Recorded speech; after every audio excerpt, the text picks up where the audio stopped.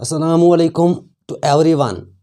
दोस्तों, उम्मीद करता हूं कि मेरे भाई सब ठीक होंगे, मज़े में होंगे। दोस्तों, जैसे कि आपको पता है कि जो सेकंड पेपर पुलिस कांस्टेबल का टेली कम्युनिकेशन का तो कमिंग स्टैंडिंग में होने वाला है, यानी 8 दिसंबर। तो आपके इस टेली कम्युनिकेशन में रखा गया है, रेडियो कम्युनिकेशन रखा गया है, डायोड, जंक्शनस, ठीक है, इलेक्ट्रिक फील्ड रखा गया है, इलेक्ट्रिक फ्लक्स। तो इसी पर आज हम एक स्पेशल वीडियो MCQs का लेकर आए हैं आज के इस स्पेशल वीडियो में। दोस्तों, ये वाला वीडियो पर्टिकुलरली रहेगा क्लास 12th नीट के लिए भी इम्पॉर्टेंट है, as well as telecommunication and photographer. तो स्टार्ट करते हैं। पहला क्वेश्चन जो आपके टेली कम्युनिकेशन, जिसमें SI यूनिट्स भी मैं बताऊंगा, ठीक है। इस पर आप एक कॉपी निकालेंगे और एक पेन निकालेंगे। जो भी मैं ऑब्जेक्टिव बोलूँगा आप उसको नोट कीजिएगा, ठीक है। बहुत ही काम आएगा क्लास 12th में भी, as well as NEET, as well as telecommunication and photographer. तो पहले क्वेश्चन की तरफ जाते हैं। तो क्वेश्चन में पूछा गया है कि 1 एम्पियर किसके बराबर होता है, ठीक है। 1 एम्पियर बराबर होता है 3 × 10⁹ state ampere. Point should be noted. 1 ampere जो यूनिट होता है करंट का, ठीक है। एम्पियर जो यूनिट होता है यूनिट ऑफ करंट। तो 1 एम्पियर जो होता है it is equal to 3 × 10⁹ statampere. 3 × 10⁹ statampere. तो 1 एम्पियर किसके बराबर होता है? 3 × 10⁹ स्टेट एम्पियर, ठीक है। Next, in metals current is flow due two electrons. अगर हम मेटल्स की बात कर लेते हैं, जो करंट फ्लो होती है तो क्या होते हैं? Flow of electrons. In electrolytes की बात जब हम कर लेते हैं, current is flow due to the cations and anions. In semiconductors current is flow due to the free electrons as well as holes, ठीक है। तो सेमीकंडक्टर्स का दूसरा नाम क्या है? They are also called as a bipolar devices. अगर हम गैसेस की बात कर लेंगे, current is flow due to the ions, ठीक है। और एक इंपॉर्टेंट पॉइंट क्या है यहाँ पे? ज्यूरिंग ए करंट फ्लो, जब एक तार के अंदर क्या चलती है? करंट चलती है। तो सवाल में पूछा गया था कि क्या जो वहाँ पर जो कंडक्टर है ये चार्जड है या uncharged. During A current flow, for example this is a wire, यहाँ से एक करंट फ्लो होती है, ठीक है। फ्लो ऑफ करंट क्या होती है? Actually these are the electrons. तो आपको बताना है कि जो ये कंडक्टर है ये चार्जड है या अनचार्जड। तो आपका ऑप्शन क्या होगा? Uncharged, because number of electrons is equal to number of protons. For example अगर इस वायर से 10 इलेक्ट्रॉन्स आ गए तो 10 प्रोटॉन्स यहाँ से निकलते हैं, तो रिजल्ट क्या आता है? 0। तो इसीलिए कहा जाता है कि ज्यूरिंग ए करंट फ्लो, जब एक करंट फ्लो होती है किसी भी वायर के अंदर, जो कंडक्टर होता है वो क्या होता है? Uncharged. This is the most important point for the NEET candidates, ठीक है। तो ऐसा यूनिट पूछा गया है करंट डेंसिटी का। What is the SI unit of the current density? तो करंट डेंसिटी का ऐसा यूनिट अगर पूछा जाएगा, that is the ampere per metre square, ठीक है। एंड करंट डेंसिटी जो होती है it is independent upon the area of cross section. Area of cross section पे क्या रहती है? ये इंडिपेंडेंट, ठीक है। तो यहाँ से और एक क्वेश्चन आया है ओहम्स लॉ, जो आपने क्लास 10th में पढ़ा होगा, ठीक है। क्या होता है? कांस्टेंट टेम्परेचर पे क्या होती है? दैट वोल्टेज जो होती है it is proportionality to current. Voltage is proportionality to current, ठीक है। तो प्रोपोर्शनलिटी को हटाने के लिए हम क्या यूज़ कर लेते हैं? R, and this R is called as a resistance. तो रेजिस्टेंस कैसे निकालते हैं? Resistance is equal to voltage बटे करंट, ठीक है। तो रेजिस्टेंस क्या होती है? Voltage divided by current. और क्या होती है? It is independent upon the voltage and current. और जो ये रेजिस्टेंस होती है इस वोल्टेज और करंट पे ये डिपेंड नहीं रहती है, because resistance is equal to ρL/A। जो रेजिस्टेंस होती है it is dependent upon the length of the conductor as well as the area of cross section, ठीक है। नेक्स्ट, अगर हम बात कर लेंगे अलॉयज एंड गुड कंडक्टर्स की, ये ओबे कर लेते हैं किसको? ओमिक डिवाइसेस को, ठीक है।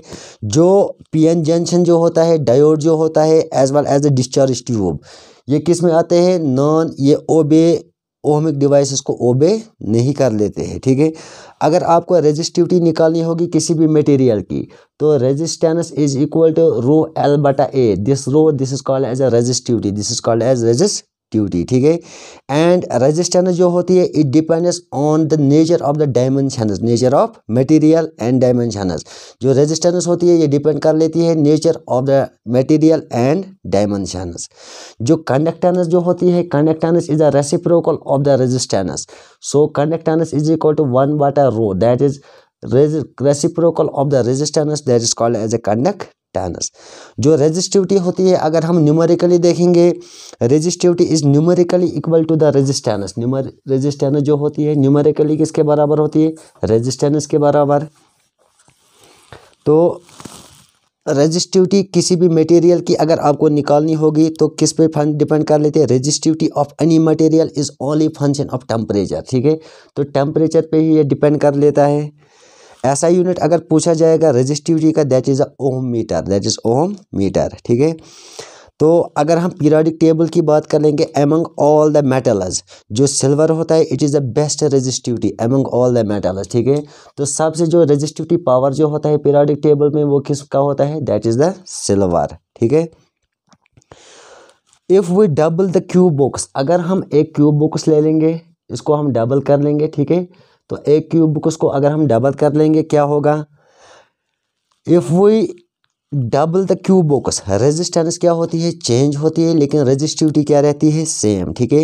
ये भी नीट में एक बार पूछा गया था कि अगर हम एक क्यूब बॉक्स को डबल कर लेंगे तो वहाँ पर जो रेजिस्टेंस होती है वो क्या होती है, चेंज, लेकिन रेजिस्टिविटी क्या रहती है, रिमेन्स सेम, ठीक है।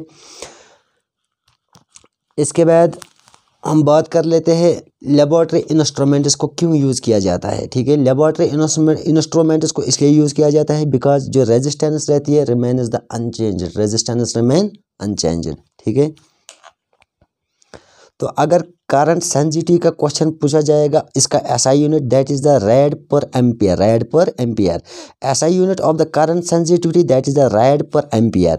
और रेजिस्टेंस अगर आपको बोल दी जाएगी आइडियल एमीटर की, that is the zero, that is zero, ठीक है। जो आइडियल एमीटर जो होता है इसकी जो रेजिस्टेंस होती है वो क्या होती है, जीरो। अगर हम रेजिस्टेंस देखेंगे आइडियल वोल्टमीटर की, that is the infinity, that is infinity, ठीक है। तो स्मॉल रेजिस्टेंस कौन सी होती है, that is the micro ampere. Micro ampere जो होती है और micro ampere has small resistance, इनमें क्या होती है, रेजिस्टेंस स्मॉल, ठीक है। और एक 12th का टॉपिक है that is the cyclotron, that is cyclotron. तो साइक्लोट्रॉन क्या होता है, इसको डिज़ाइन किया था लॉरेंस एंड द लिविंगस्टोन ने, ठीक है। लिविंगस्टोन ने इसको डिज़ाइन किया था। तो क्या होता है इस साइक्लोट्रॉन के अंदर, यहाँ पर जो ये साइक्लोट्रॉन जो होता है ये एक्सेलरेट नहीं कर पाता है इलेक्ट्रॉन को। If they accelerate the electron, ये अप्रोच कर लेता है velocity of light that is very much 3 × 10⁸ metre per second. तो एक इसमें ड्रॉबैक ये है साइक्लोट्रॉन में, it doesn't accelerate the electron, it doesn't accelerate the electron, or we say that electrons can never accelerate the cyclotron because they rapidly approach the velocity near to the light, increase their mass as per the Albert Einstein's theory relativity equation। तो क्या थी Einstein's relativity equation, m is equal to m0 under root of 1 - v square बटा c square, 1 - v square बटे c square, ठीक है। इस equation के मुताबिक क्या होगा, फिर इस साइक्लोट्रॉन के अंदर मास इंक्रीज होगा, ठीक है। अगर ये साइक्लोट्रॉन किसको अप्रोच करेगा, अगर ये एक्सेलरेट करेगा एक इलेक्ट्रॉन को, ठीक है। तो ये ड्रॉबैक था साइक्लोट्रॉन का। अगर आपसे पूछा जाएगा जो पैरामैग्नेटिज्म सबस्टेंस जो होते हैं, जो पैरामैग्नेटिज्म इनकी जो परमेबिलिटी जो होती है वो क्या होती है, ग्रेटर देन 1। डायमैग्नेटिक परमेबिलिटी जो होती है लेस देन 1। और जो फेरोमैग्नेटिक सबस्टेंस जो होते हैं इनकी जो परमेबिलिटी होती है that is the very high, ठीक है। अगर हम आयरन की बात कर लेंगे क्या होता है permeability, that is the 100, that is 100, ठीक है। This is the exceptional case. अगर angle of dip at the equator बोलेंगे क्या होता है, 0। अगर angle of dip at the poles पे देखा जाएगा दैट इज़ 90 डिग्री, ठीक है। और इसको हम एक इंस्ट्रूमेंट से मेजर कर लेते हैं and this is called as a dip circle, this is called as dip circle, ठीक है। मैक्सिमम वोल्टेज जो होती है it is not dependent on the resistance. तो जितनी भी वोल्टेज मैक्सिमम होगी वो रेजिस्टेंस पे डिपेंड नहीं करती है। It is independent upon the resistance of the armature of the coil. तो किस पे डिपेंड कर लेती है, आर्मेचर ऑफ द कॉइल, ठीक है। तो डायनेमो जनरेटर क्या होता है, जो कन्वर्ट कर लेता है मैकेनिकल एनर्जी को किस में, into the electrical energy. Sir what is dynamo, dynamo क्या होता है, डायनेमो जनरेटर जो कन्वर्ट कर लेता है मैकेनिकल एनर्जी को किस में, इनटू द इलेक्ट्रिकल एनर्जी। अब इसमें दो आते हैं, AC dynamo as well as the DC dynamo. जो एसी डायनेमो जो होता है ये कन्वर्ट करता है मैकेनिकल एनर्जी को किस में, इनटू ऑल्टरनेटिंग करंट। और जो डीसी डायनेमो होता है ये कन्वर्ट करता है मैकेनिकल एनर्जी को किस में, डायरेक्ट करंट में।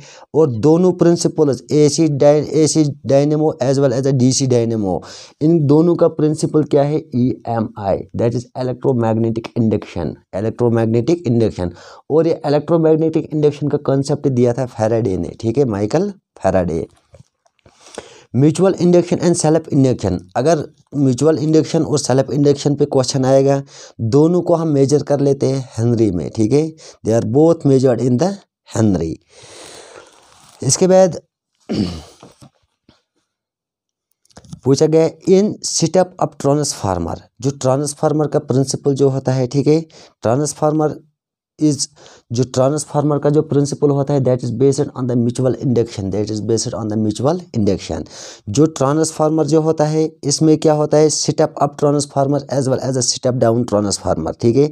जो सेटअप अप ट्रांसफार्मर जो होता है, ठीक है, वहाँ पर क्या होता है, जो के होता है ये ग्रेटर देन 1 होता है। Sir what is k, what is k, it is defined as a number of turns rotation, number of turns rotation, ठीक है, number of the turns rotation is called, is ये क्या होता है, के, ठीक है। जो सेटअप अप ट्रांसफार्मर में जो इस के का वैल्यू होता है that is greater than 1, setup down transformer में क्या होता है, जो के होता है इट इज लेस देन 1। अगर हम सेटअप अप ट्रांसफार्मर की बात कर लेंगे दैट इज NS, ठीक है, के का वैल्यू कितना होता है, इज ग्रेटर देन 1। जो NS जो होता है is greater than the NP। Sir what is NS and what is NP। NS क्या होता है बच्चों, ये रिप्रेजेंट कर लेता है number of windings, number of windings in the secondary coil, number of windings in the secondary coil is called as NS and NP number of windings in the primary coil, in the primary coil. जो transformer का principle है based on the mutual induction, ठीक है।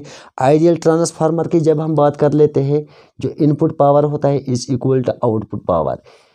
Remember ideal जो transformer जो होता है, ideal transformer वहाँ पे क्या होता है, जो इनपुट पावर किसके बराबर होता है, आउटपुट पावर के बराबर। एडी करंट इसको दूसरा नाम क्या बोलते हैं, they are also called as a Foucault's current, they are also called as Foucault's current. Light resembles much with the gamma rays, ज़्यादातर जो लाइट चली जाती है रिजेंबल कर देती है किन में, गामा रेज में, because they are the chargeless, ठीक है। ज़्यादातर लाइट किन में जाती है, that is they are gamma rays. क्यों, जो ये होते हैं ये क्या होते हैं, गामा रेज, ये होती है chargeless. When reflection takes place in a solid, जब भी रिफ्लेक्शन होती है किसी भी सॉलिड मीडियम पे, ठीक है, जब रिफ्लेक्शन होती है किसी भी सॉलिड मीडियम पे तो एक फेज शिफ्ट होता है कितने डिग्री का, 180 डिग्री, या हम बोल सकते हैं पाई रेडियंस का, ठीक है। ये क्वेश्चन भी पूछ सकते हैं। ड्यूरिंग रिफ्रैक्शन ऑफ लाइट, जब रिफ्रैक्शन होती है लाइट की एम्पलीट्यूड, स्पीड एंड वेवलेंथ क्या होती है, चेंज। लेकिन एक चीज़ जो सेम रहता है वो क्या रहती है, फ्रीक्वेंसी, ठीक है। In case of the refraction के दौरान सिर्फ क्या रहती है, change same, that is frequency. Light क्या है, इलेक्ट्रोमैग्नेटिक वेव, किसने बोला था, इसको शो किया था क्लर्क मैक्सवेल ने। Light is a mechanical wave that is shown by the Huygens principle. Reflect relation जो होती है रेज एंड वेव फ्रंट, जो रेज होती है rays are always perpendicular to the wave front, जो रेज होती है हमेशा परपेंडिकुलर होती है किसके, वेव फ्रंट को, ठीक है। इसके बाद जो वेव नेचर ऑफ लाइट जो होती है, ठीक है, वेव नेचर ऑफ लाइट इसको शो किया था Young's double slit experiment, 12th का एक इंपॉर्टेंट टॉपिक है, वहाँ पर मैं डिटेल में पढ़ाऊँगा, ठीक है। यंगस डबल स्लिट एक्सपेरिमेंट हम वहाँ पे पढ़ेंगे। तो वहाँ पर यंग डबल स्लिट एक्सपेरिमेंट ने यही शो किया था कि लाइट का कौन सा नेचर है, वेव नेचर, ठीक है। इसके बाद है इंटरफ्रेंस। इंटरफ्रेंस क्या होती है, it is the mixing of the two waves. Physics में क्या होता है, that's a is equal to under root of A1 square A2 square A1 A2 cos theta, ठीक है। अगर आपने समझा हुआ होगा, यहाँ पर जो ये फार्मूला है ये एग्जैक्ट मैच कर लेती है पैरेललोग्राम लॉ ऑफ वेक्टर से, ठीक है। और यही दिखाती है कि लाइट का कौन सा नेचर है, वेव नेचर, ठीक है। Polarisability of light shows that it is a transverse electromagnetic wave. जब हम पोलैरिटी ऑफ लाइट देखते हैं, पोलराइजेबिलिटी ऑफ लाइट, तो यही पता चलता है कि जो लाइट है it is a transverse electromagnetic wave, ठीक है। माउंटेन, जब हम सुबह उठते हैं तो माउंटेन पे जब नज़र डालते हैं, पहाड़ों पे, तो वो चमकते हैं। It is due to the diffraction, it is due to the diffraction phenomena, ठीक है। जो फॉरबिडन गैप जो होती है is large in the insulators, ये याद रख लीजिएगा, फॉरबिडन गैप जो ज़्यादा होती है किन में, इंसुलेटर्स में। And their resistivity is of the order 10⁻7 omega and the conductivity 10⁻17 siemens. Energy gap जो होती है ये नेग्लिजिबल होती है गुड कंडक्टर्स के अंदर, और रेजिस्टिविटी क्या होती है 10⁻8 ओमेगा मीटर, और जो कंडक्टिविटी होती है that is 10⁻8 omega inverse. Energy gap जो होती है सेमीकंडक्टर्स की that is the moderate and their resistivity is 10⁻0 omega metre and the conductivity is also 10⁻0 omega metre. Conductivity of the intrinsic semiconductors जो होते हैं ये क्या होते हैं, टेम्परेचर डिपेंडेंट, टेम्परेचर डिपेंडेंट, ठीक है। अब यहाँ पर बात कर लेते हैं डाइपोल पे। जो डाइपोल होता है, डाइपोल, ठीक है, डाइपोल को एनकैप्सुलेट किया जाता है एक प्लास्टिक या एक गिलास एनवलप के साथ, because it prevents from the contamination of the air, contamination from air, ठीक है। पल्सेटिंग डीसी को हम कन्वर्ट कर सकते हैं इनटू द प्योर एसी, यानी पल्सेटिंग एसी को आप कन्वर्ट कर सकते हैं into the pure DC. Pulsating AC is converted into the pure DC तब जब हम क्या करेंगे, by combination of the LCR. Sir LCR circuit क्या होता है, ठीक है। L means inductor, C means capacitor and R means resistor, R means resistor, ठीक है। इसके बाद आपके एग्जाम में रखा गया है गेट्स के बारे में, ये भी मैं डिटेल में पढ़ाऊंगा 12th में। गेट्स जो आते हैं OR gate, AND gate, NOT gate and NOR gate. OR gate addition के लिए यूज़ होता है, एंड गेट मल्टीप्लिकेशन के लिए यूज़ होता है, नॉट गेट कॉम्प्लीमेंट के लिए यूज़ होता है, एंड नॉर गेट क्या होता है, combination of the not and और जो नैंड गेट है इसे हम क्या बोलते हैं फिजिक्स में, universal gate. NAND gate is also called as a universal gate. जो ओपन स्विच होता है, ओपन स्विच, ठीक है, इसमें कौन से रेजिस्टेंस होती है, इनफिनाइट रेजिस्टेंस। क्लोज्ड स्विच के अंदर क्या होती है, फाइनाइट रेजिस्टेंस। डायोड की कोई एप्लीकेशन है, no, there is no particular application of diode. Diode क्या होता है, डायोड एक्चुअली क्या है, दो, that is a cathode and anode, cathode and anode, ठीक है। इसकी कोई भी फिजिक्स के अंदर कोई भी एप्लीकेशन नहीं है। जो ट्रांजिस्टर होता है ये क्या एक्ट कर लेता है, एज अ लॉजिक गेट। जो ट्रांजिस्टर है, transistor act as a logic gate. Demodulation अगर आपको करनी होगी it is done by the diode. Demodulation कैसे कर लेते हैं, डायोड से। इसके बाद आइसोटोप जो होते हैं ये डिफर सिर्फ किस में कर लेते हैं, only in the number of neutrons, only in the number of neutrons, ठीक है। नेचुरल रेडियो एक्टिविटी को डिस्कवर पहले किया था एक फेमस साइंटिस्ट जिनका नाम था हेनरी बेक्यूरियल, ठीक है। ये भी क्वेश्चन पूछा जाएगा। हाफ लाइफ पीरियड पूछा जाएगा कार्बन पे कितना होता है, दैट इज 57,604 ईयर्स इसका हाफ लाइफ पीरियड होता है कार्बन का।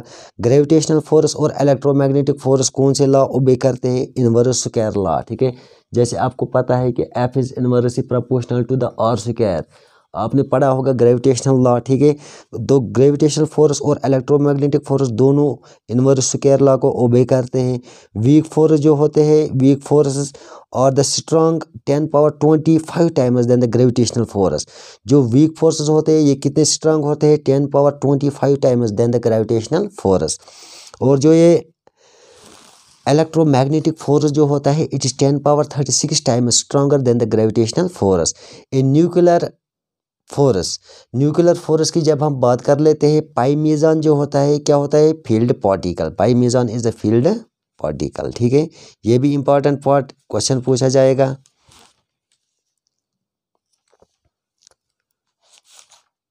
और डिमॉड्यूलेशन किसे हम कर लेते हैं, demodulation is done by the diode, ठीक है। Demodulation is done bye diode, demodulation is done bye diode. उम्मीद करता हूं दोस्तों आज का वीडियो एमसीक्यूज जो टेलीकम्युनिकेशन के लिए बहुत ही इंपॉर्टेंट है, बहुत ही पसंद आया होगा। इस वीडियो में बहुत कुछ सीखने को मिला होगा। मिलते हैं अगले और एक वीडियो के अंदर, तब तक के लिए खुदा हाफिज़।